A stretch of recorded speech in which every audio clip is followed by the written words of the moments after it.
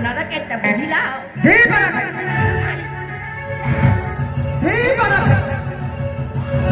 पारा खाई डाका तो किनारा पारा खाई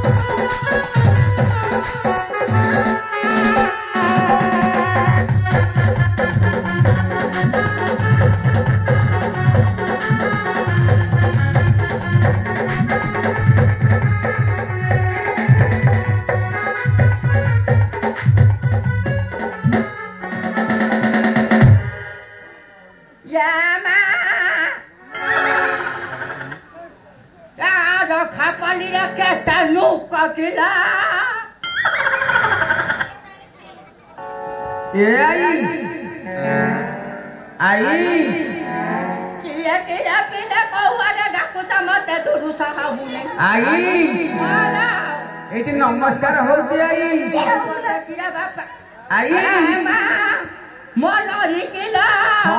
नमस्कार होती बापा भले था जाने पुला परी आई था पास धरे फुटे की सकाले आई भलो आशीर्वाद देलु मोला मोनाती की भलो आशीर्वाद देबी नहीं जे आई ए असमरे कुआड आशीर्वाद के कहिलु बापा रे हां मु सुनिले मोरा मिया पाडा रौता होउची हां ये रौता होउची जता बेले भोजी भात होउ थब दान दक्षिणा मिलु थब ये भोजी भात किछि खाइबे म दान की पाखरे टिके दुख सुख हे दिबिना थन आई रामचंद्र प्रभु बहुत दिन हेला राजा ही सारी लेनी तू आज कुआरे आसी रामचंद्र बहुत दिन हेला राजा ही सारी लेनी मजा मिया राजा है सारी ला नहीं हो आई हां तो गोरो छाड़ पिला मते टिके आगवा कहि न था तू हां उहाला भोजी भात खाओ त म पेट फुटा फाटू हेलो म मा जानो कि त कहुआरे जाऊ नै ना आई नातिया रे हो आई तारी पाखरे तमर केते काम अछि ला आई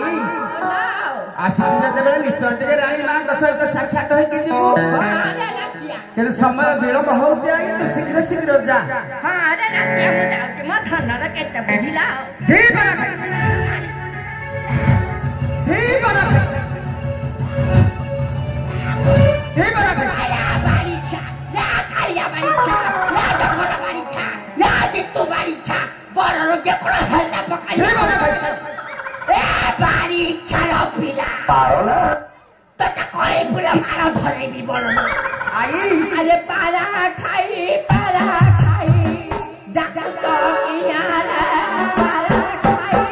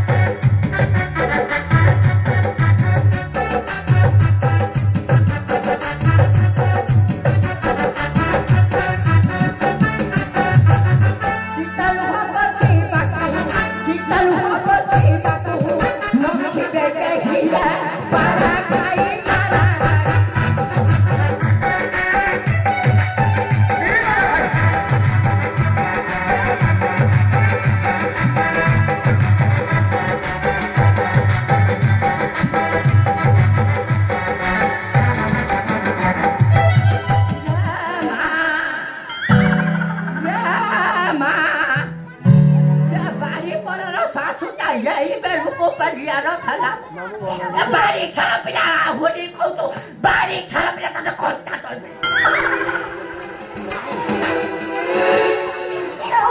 ठीक है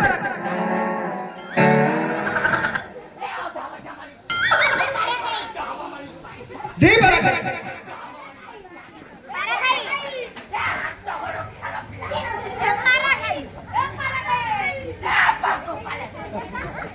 Thank you.